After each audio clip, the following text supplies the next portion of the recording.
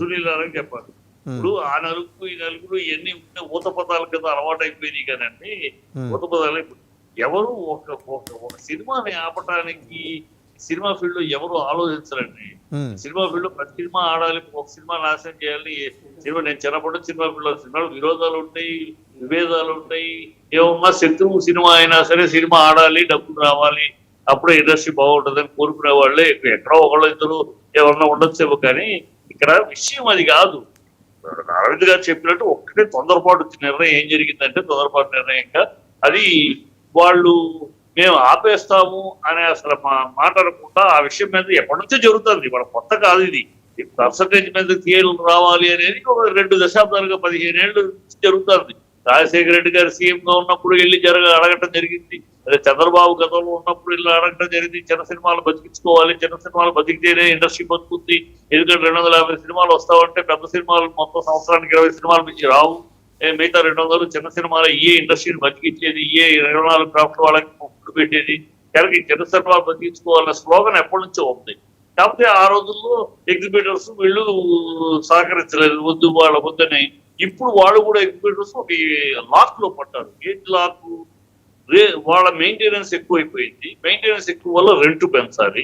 Rent పెంచితే పెద్ద సినిమాలు తప్పి చిన్న సినిమాలు రెంట్ పెంచితే బాగున్న సినిమా కూడా రెంట్ కట్టి ఆడించుకోలేకపోతున్నారు. సినిమా బాగుండి కూడా సో వీళ్ళ థియేటర్లు ఇక పెద్ద సినిమాలకే ఇచ్చుకోవాలి. 52 వారాలు పెద్ద సినిమాలు ఏమున్నాయి? 20 వస్తాయి, 20 మిగతా ఏం ఎలా ఆడుకోవాలి? చిన్న సినిమాలకి ఇసుకుంటే వాళ్ళు రెంట్ కట్టలేరు, పెద్ద సినిమాలను వాళ్ళు ఎంట పడాలి, వాళ్ళే కట్టి పెద్ద సినిమాలు లేకపోతే థియేటర్లు లేవు అన్నట్టు పరిస్థితి. సో ఈ ఇరకాటంలో కూడా ఇలా వద్దు. అందరూ ఎప్పటి నుంచో ఆడుతున్నది.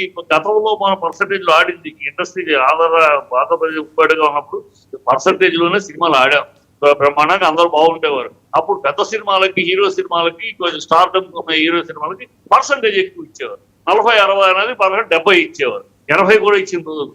సో అట్లా ఏదైనా చేసుకోవాలి అనేది ఉన్న డిస్కషన్. అది వాళ్ళు డిస్కస్ చేసిన నిర్ణయం చెప్తా అనకుండా తప్పని ఆపేస్తామని. ఇక్కడేదో ఒక సినిమాని గురించి ఆలోచించిన మాట కాదు. అలా వాళ్ళ ఒక సినిమాని గురించి ఆలోచించరు. 4 సినిమాలు ఉన్నాయి జూన్ లో. 4 సినిమాల్లో ఒక సినిమా, అందులో ఈ సినిమా వీళ్ళు అనౌన్స్ చేసినప్పుడు ఆ సినిమా రిలీజ్ కూడా డేట్ అని చెప్పరా, ఇంకా అనుకోలేదు. అదే పోస్ట్పోన్ అవుతూ కూడా ఏంటారు. దాన్ని అంటగట్టి మాట్లాడటం తప్పితే అంటగట్టి దానికోసం అని అన్నట్టు దానికోసం కాదు. ఈ సమస్య జటిలమైన సమస్య ఇది. దీనికి పరిష్కారం కావాలి, పరిష్కారం జరగాలి. అది కావాలి. ఎందుకు కోరుకుంటున్నారు? అందరూ కోరుకుని చిన్న సినిమాలు బతకాలి. చిన్న సినిమాలు బతికితేనే ఇండస్ట్రీ బతుకుతుంది, ఇండస్ట్రీ బతికితేనే అందరూ బాగుంటారు. చిట్టిబాబు గారు ఒక ప్రశ్న. ఇప్పుడు వాళ్ళని విధానం అది దానికి పరిష్కారం కావాలి. దానికి తొందరపడి వీళ్ళు మూసేస్తామనకుండా ఇప్పుడేం మీదా. ఇప్పుడు యాక్చువల్గా అన్నారు కానీ ప్రొడ్యూసర్స్ కలిసి కూర్చొని మాట్లాడి మీటింగ్ పెట్టినా ఆపటం వల్ల ప్రయోజనం లేదు. ఆ థియేటర్లు నడుస్తూనే పరిష్కారం చూసుకుందాం, దానికి ఒక కమిటీ వేద్దామని రేపు 30వ తారీఖు వైజాగ్ లో ఎగ్జిక్యూటివ్ కమిటీ మీటింగ్ ఏదో, దాంట్లో విధి విధానాలు జరుగుతాయి. ఈ తొందరపాటుని దానికి అడ్డగట్టేసేసి మాట్లాడేశారు. ఏదో ఆ సినిమాని ఆపడానికి. ఆ సినిమాని ఆపడానికి ఎందుకంటే ఎవరికి అవసరం ఒక సినిమాని ఆపడానికి? సమస్య ఇండస్ట్రీ సమస్య ఇది, ఒకళ్ళ సమస్య కాదు. 2 లక్షల మంది బతుకుతున్నారు దీని మీద. చిట్టిబాబు గారు ఒక ప్రశ్న. చిట్టిబాబు గారు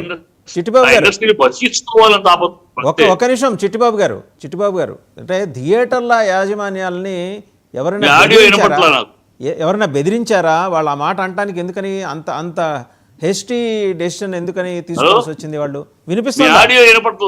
చిట్టిబాబు గారు ఒకసారి వినిపిస్తోందా మీకు? చూడండి పిసిఆర్ చెక్.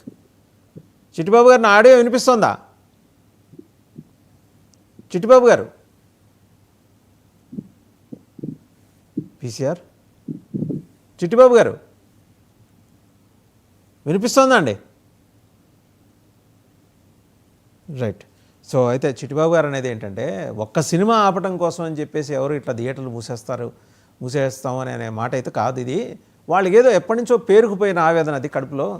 చిన్న సినిమాలు బతకాలి, థియేటర్లు బతకాలి, ఎగ్జిబిటర్స్ అండ్ డిస్ట్రిబ్యూటర్స్ అందరూ బతకాలి. కాబట్టి ప్రతి సినిమా బాగుండాలనే దృక్పథంతో అందరూ ఉన్నాము. కానీ వాళ్ళు కూడా ఎలాగో ఒక నిర్ణయం తీసుకున్నారు. ప్రస్తుతానికైతే థియేటర్లు ఏమి మూసేయటం లేదు. 28వ తారీఖు వైజాగ్లో వాళ్ళు కలవబోతున్నారంట. ఆ మీటింగ్లో ఒక నిర్ణయం తీసుకొని ఇన్ఫ్యాక్ట్ డిప్యూటీ సీఎం గారి పేషి నుంచి వచ్చిన లెటర్ని చూసినా కూడా ఏంటంటే ఆయన అనేది ఒక ప్రొయాక్టివ్ గవర్నమెంట్ ఇక్కడ ఉంది, ఇండస్ట్రీ పట్ల సానుకూల దృక్పథం ఉంది, ఇండస్ట్రీ మీద అవగాహన ఉంది. ఇండస్ట్రీ నుంచి నేరుగా వచ్చిన ఆయన డీసీఎం అయితే డిప్యూటీ సీఎం గారు నేరుగా ఇండస్ట్రీ మనిషి. చిట్టిబాబు గారు, వాళ్ళని ఫోర్స్ చేసిన కారణాలు ఏంటి? థియేటర్ల యజమానుల్ని ఫోర్స్ చేసిన కారణాలు ఏంటి? అంత హఠాత్తుగా ఎందుకు నిర్ణయం తీసుకున్నారు వాళ్ళు?